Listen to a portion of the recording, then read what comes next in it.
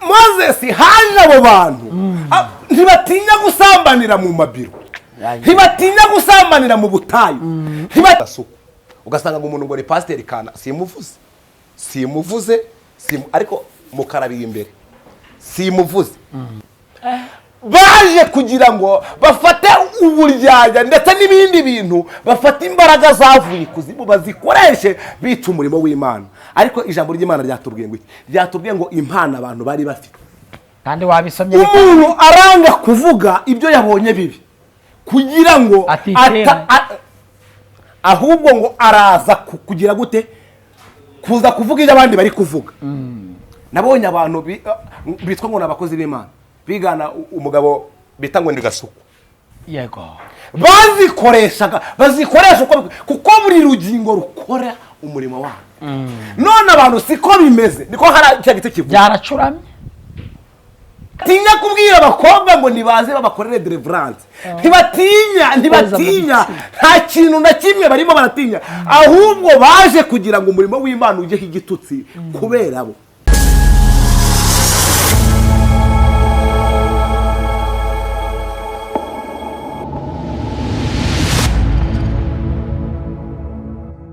Amahoro y'Imana n'abane namwe, umugisha w'Imana ukomeze komatana namwe. Rusi nawe aragira uti aho uzagwa niho nzagwa. Aravuga ati aho uzagwa nanjye ariho nzagwa. Imana yawe izaba Imana yanjye. Nindamuka ntatishe gihanga. Imana izabimore kandi bikabije. Ukeneye bene uwo muntu. Abantu bakeneye kugira ngo babane n'umuntu. Uzava ngo aho uzagwa, mu bibi nzabana nawe, mu byiza nzagendana nawe. Imana yawe izaba Imana yanjye. Icyo uzarya nzarya icyo. Nuramuka utabaje nzagutabara. Nurwara nzakurwaza. Twakiriye CEO inkuru y'agakiza. Warukomeye ariko papa. Ndaho ndashima Rugira. Ngukundira kuseka. Abantu bakumera ituru. Abantu. Shabari gwepfe. Nokuri. Umuntu wese ufite umujinya. Ageze hano azagera yitaseka. Abantu nibashyira yituro muri comment bavuye ngo amen. Bariki iryo jambo ngo amen. Imana ibaha umugisha wawe. Oya bakazana kanyigeri je nagugeze. Abakozi b'inkuru y'agakiza. Mukozi w'Imana prophet mu mukandira kanyenyeri. Njewe mukundira Imana agira n'umuhanuzi pe ari kagira ku rwego aseka. Iyo turi kumwe ntaseke njye nzamurira isukari. Ariko ngiye kuzambigerageza. Uyu munsi banone tuzaniye ikirere. Uyu munsi zanye message. Reka manzi mbwira abantu ngo bafata kanya gato bakore subscribe na like na share. Nokuri ko Imana. Buriya umuntu abari umuntu ukomeye cyane. Abantu Imana ibaha umugisha bagize icyo gitekerezo bakagira uruhari n'umuhate bagakoraho. Ibyo nta kintu bitwaye. Rega n'amasegonda. N'amasegonda. Ikintu cyambere gisaba birasaba umutima.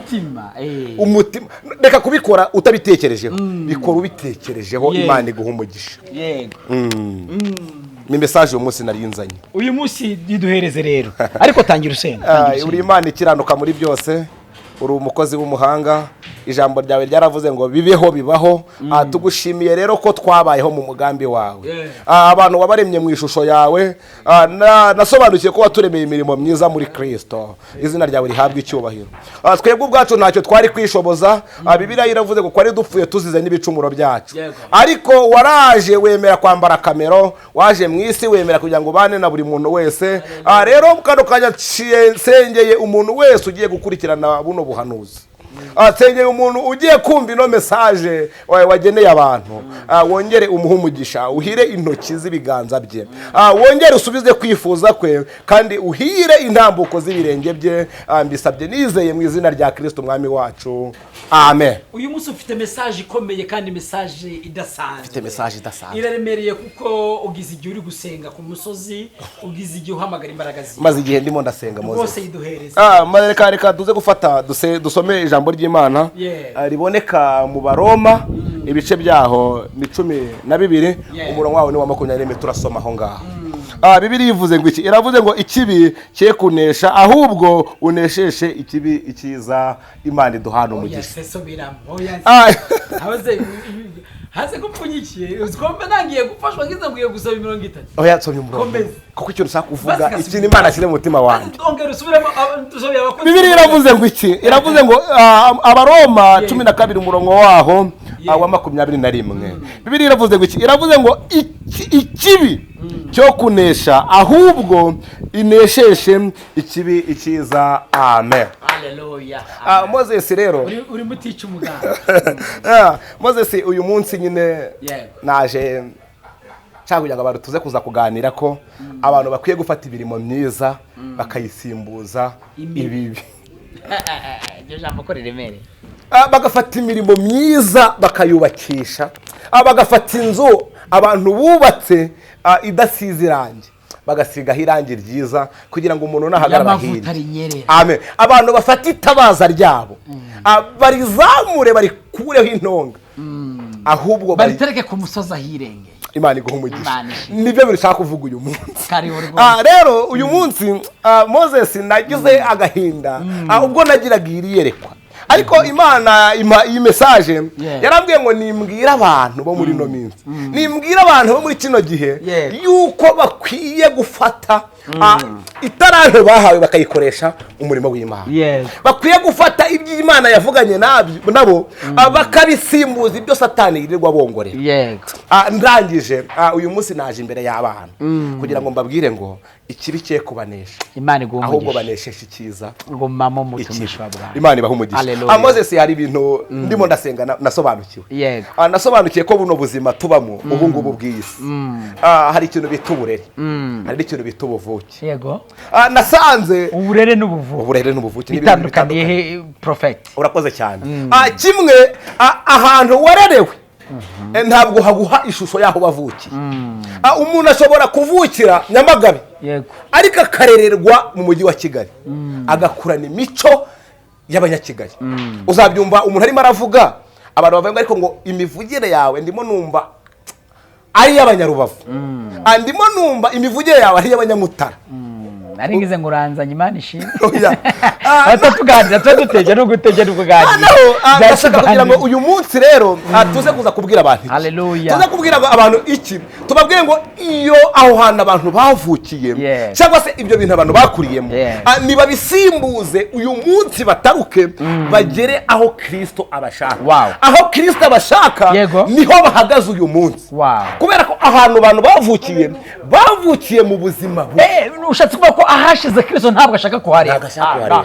Koze kamubwira akantu nasobanukiye ndi gusenga ndafata utuntu twishe uyu munsi. Ndumva mfite message nyinshi. Uyu munsi we kuva wabaho wari wabona igisirikare kivanze na daso?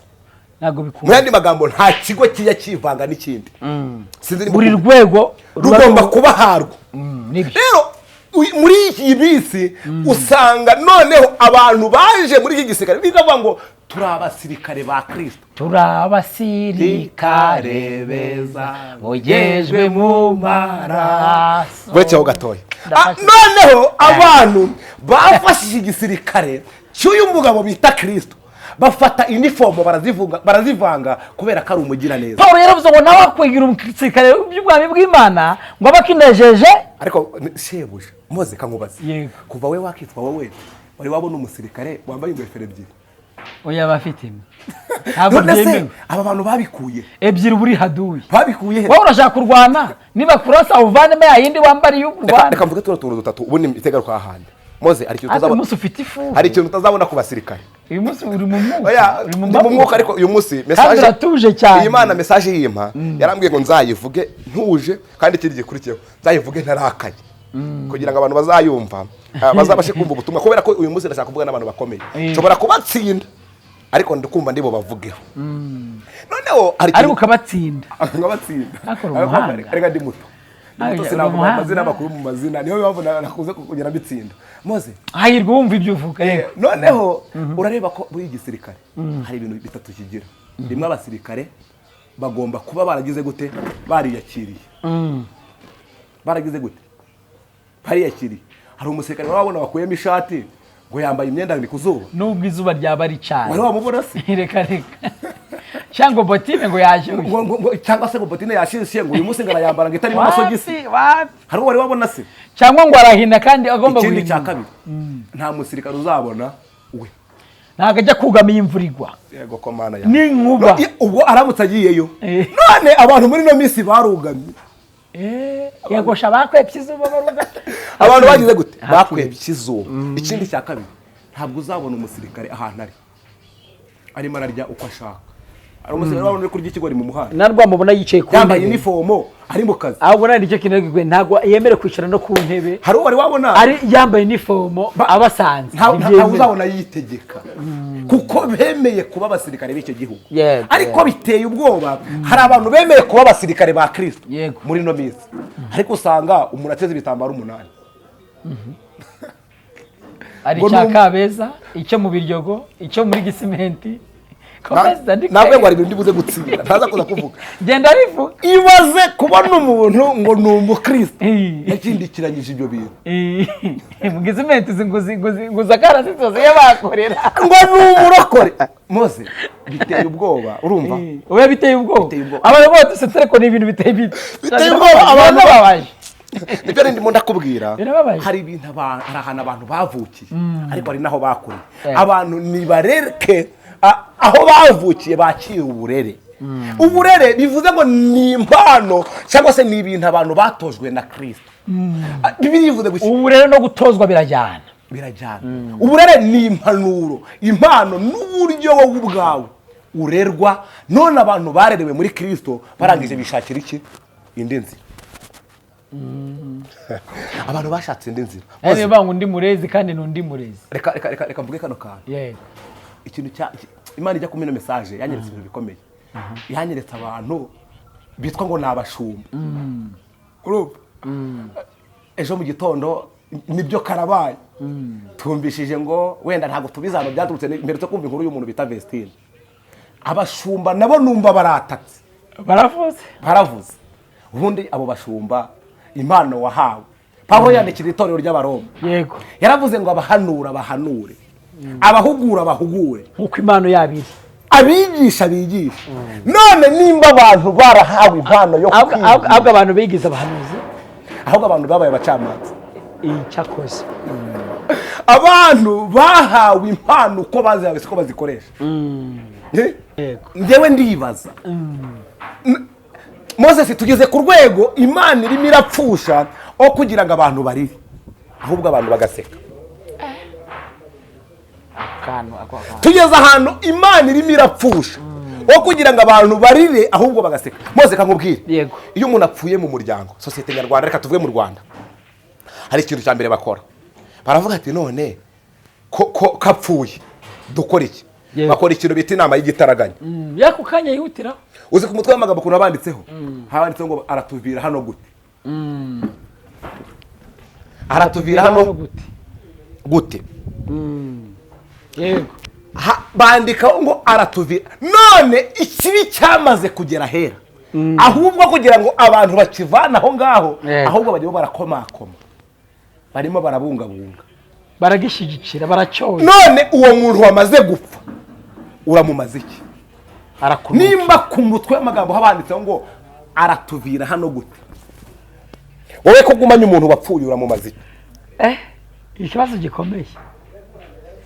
Umuntu yapfuye aho kumwikuraho, aho kugira ngo mukure aho mu rugo hasigara bazima, ahubwo uramufasha, uritangiye kumubungabunga, uri no kumushyira mu cyumba neza, urimo urasigiriza.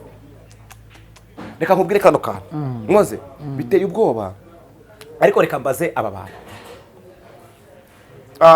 aribo Mose, reka mbavuge ntacyo bavuga. Reka mvuge Antoine Rutayisire. Abanyarwanda ndetse n'Imana ndetse n'abandi bantu bamukurikira bamuziho impano yo guhugura. Ko dufite abantu bitwa ngo ni abakozi b'Imana, bitwa ngo ni abashumba, kandi barimo bica ibintu abireba, kugeza ahantu izina ry'Imana rigiye kujyaho igitutsi kubera we. Arimo aratekereza gukora iki? Reka mvuge Pastor Mignone, Imana imuha umugisha, Apotre Mignone. Ndibaza ko abasaza bakuru n'abantu babasha kuba bafite icyo bakora, baterana mu muryango bakavuga ngo umuryango twapfushije umuntu, atuvire hano gute. Ku murimo w'Imana urimo urajyaho igitutsi kubera abantu bari kuza biyita ngo ni abashumba, ni abapasiteri, barimo baratekereza iki? Abantu bita Apotre Gitwaza ku murimo w'Imana urimo urajyaho igitutsi kubera abantu bari kuza muri bino bintu bayitwa ngo ni abashumba ariko baje kwica umurimo w'Imana.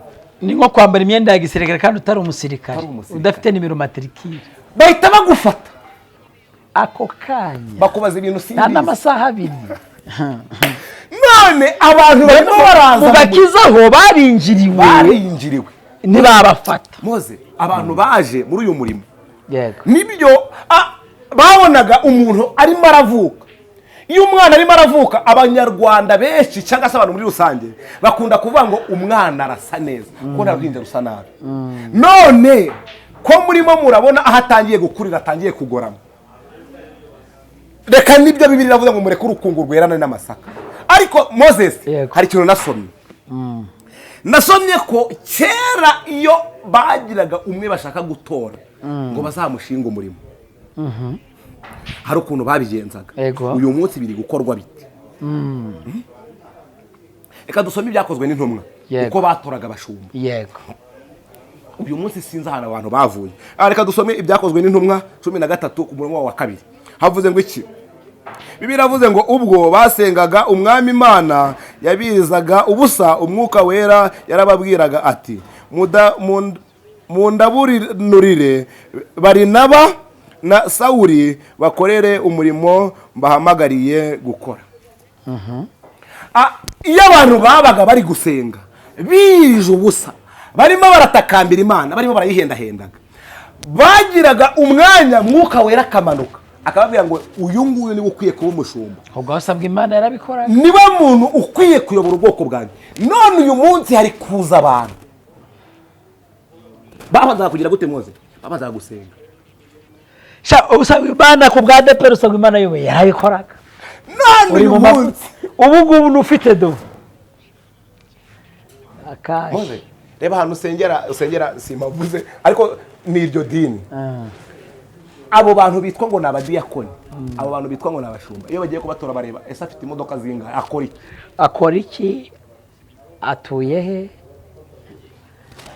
Imana ifite agahinda, Imana ifite umujinya w'ibintu by'Imana abantu bamaze kuvangavanga bakabizanamo amarangamutima yabo, bakabizanamo ibyo bashaka. Nyamara si ku murimo w'Imana, Imana yagiye gute yatoranyaga abantu. Ibi ni ibyakozwe n'intumwa, ni iby'intumwa zakoraga iyo zashaka gutoro uzaba uzihagarariye muri icyo gihe. Ariko abantu siko bagira gute bameze. Abantu uyu munsi ntibari kureba umuntu uriho mwuka w'Imana, barimo bareba umuntu uriho iki, ufite ibitunga umubiri, ufite amafaranga ariko ntabwo bitunze ubugingo. Reka dukomeze umbe kuntu havuze. Tugeze ku murongo waho wa 3 haravuze ngo nuko bamara kwiyiriza ubusa nuko no gusenga baheruko barimbikaho ibiganza barabasengera. Abagize gute? Abatoranyijwe bahawe izo mbaraga. None muri iyi minsi turimo uzasanga umuntu utaza ahantu bishoboka bite? Bishoboka bite ko wazamuka ukajya mu nkera gutabara ugasanga hivanzemo daso? Twarinjiriwe abitwa ngo nabakozi b'Imana. Moses biteye ubwoba, hajemo abantu baje gusambanya intama z'Imana, baza bitwaje ngo nabakozi b'Imana ngo nabashumba, nyamara baje kugira ngo umurimo w'Imana ujye higitutse. Uyu munsi abantu ntabwo bakizera abantu b'Imana.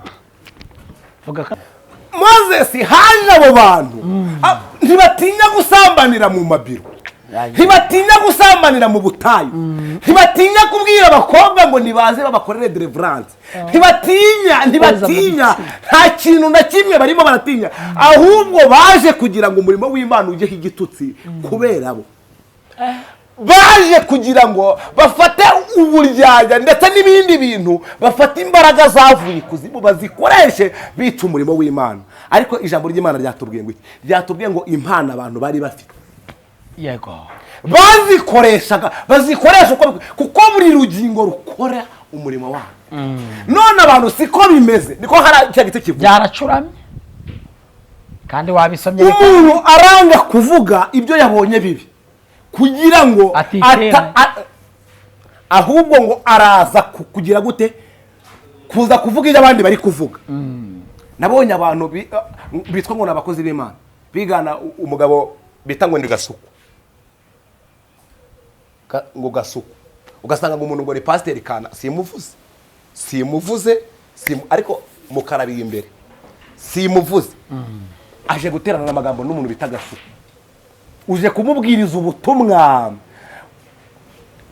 Ntabwo abantu bakiri gutinya akanwa kabo kugira ibyo bavuga cyangwa se kugira ibyo baganira, ahubwo ibintu byose akanwa kabitwa ngo n'abakozi b'Imana byose bari kuvuga, baravuga bakavuga n'iridahiye, bari kuvuga bakavuga n'akari murori, ukiye ngo navuga iridahiye.